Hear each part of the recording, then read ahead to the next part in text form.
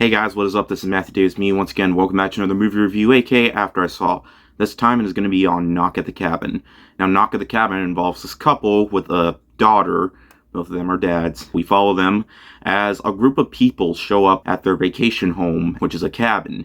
And from there, they are forced to sacrifice one of the family members out of the three. Because if they don't, the entire world is going to end. And this movie is directed by M. Night Shyamalan, who is a hit or a miss when it comes to directing movies. Most of them are misses, but I don't know. He has made some really surprising movies recently. From The Visit and Split, I really enjoyed. I mean, when it comes to Shyamalan, I'm bound to watch it either way because who knows? Some of his movies are surprising. Some of them are definitely better than the stuff that I did like in the past with The Happening, Last Airbender, After Earth. He's definitely been a little bit better after that. I mean, Old was okay, and so was Glass, but they could have been so much better. This is definitely not his best film. I wouldn't even go as far to say that it's a masterpiece, but I feel like M. Night Shyamalan did do something really unique here. I mean, this is based off a book, and I found myself enjoying most of my time spent with the movie. The performances, most of them are alright.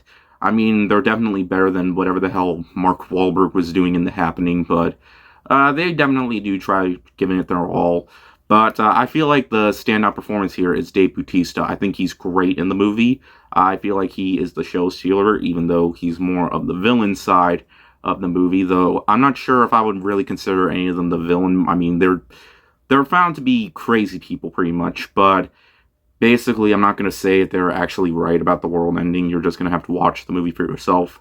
The only thing that kind of, like, I don't know, kind of confused me is, like, why is it this one family that has to sacrifice one? Like, I feel like some of the logic to the entire story doesn't make a whole lot of sense to me. Like, why is it just this family? Like, what's so important? Like, this gay couple and this one girl that they're so special that one of them has to die. And sometimes it's kind of hard to take the movie seriously with some of the M. Night Shyamalan tropes that he has. Like, sometimes conversations are a little bit ruined with the whole, like, zooming in on their faces, like, really, like, big close-ups in a Dutch angle, kind of like this or this.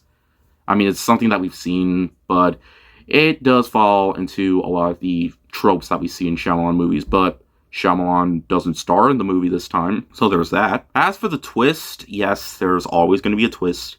It's not bad in my opinion. I mean, it's kind of unique, but I wouldn't go as far to say that it's his all-time greatest twist.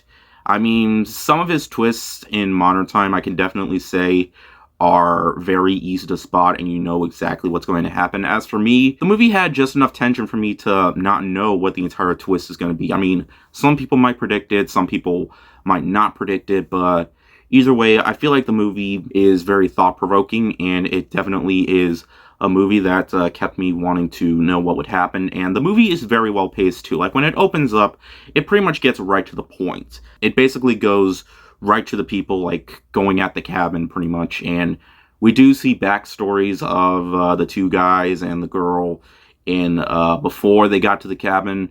I kind of like the girl in this movie, probably just due to the fact that she mentions that her favorite movie is Kiki's Delivery Service. And I thought to myself, oh, a Studio Ghibli fan in an M. Night Shyamalan movie? I might actually like this character. I mean, the family, I could say I kind of wanted to make it out alive, like, but their characters aren't necessarily developed well enough for me to fully care. But what I'm really happy with about this movie is the fact that it's R-rated. I mean, it's violent, there's a lot more swearing, and it just had me wondering why hasn't M. Night Shyamalan done this a lot more often, because the only R-rated movie he had at the time was The Happening.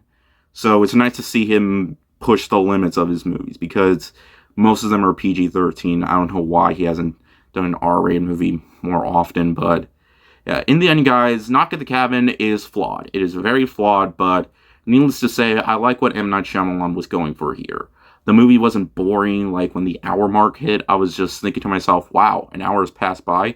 That felt like 30 minutes, so it definitely goes to show that there is enough stuff in this movie for me to be engaged enough that the movie will fly by really quick. I mean, it's only an hour and 40 minutes, so I feel like the runtime is just enough. basically in terms of the pacing. It never drags too often, so needless to say, it is going right to the point.